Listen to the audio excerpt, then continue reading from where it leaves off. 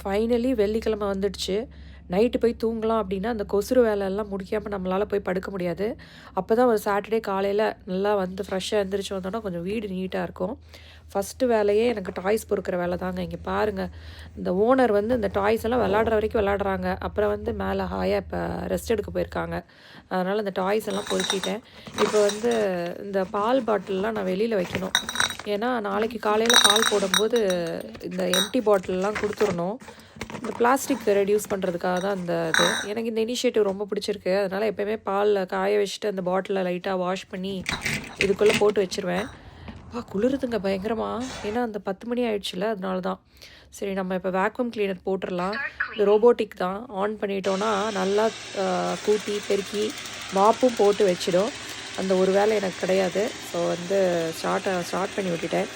இதுக்கப்புறம் ஆமாம், dish washer வேறு நான் மூடணும். ஃபுல்லாக டிஷ்ஷஸ்லாம் லோட் பண்ணியாச்சு. அப்படியே க்ளோஸ் பண்ணிட்டோன்னா காலையில் நம்மளுக்கு பளபளன்னு தேய்ச்சி வச்சுருக்கோம். சாமி கும்பிட்டாச்சு.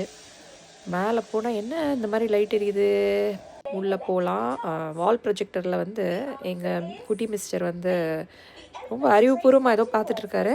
இப்போ ஆஃப் பண்ணிவிட்டு நான் தூங்க வைக்கிறேன். நீங்களும் தூங்குங்க. Good night.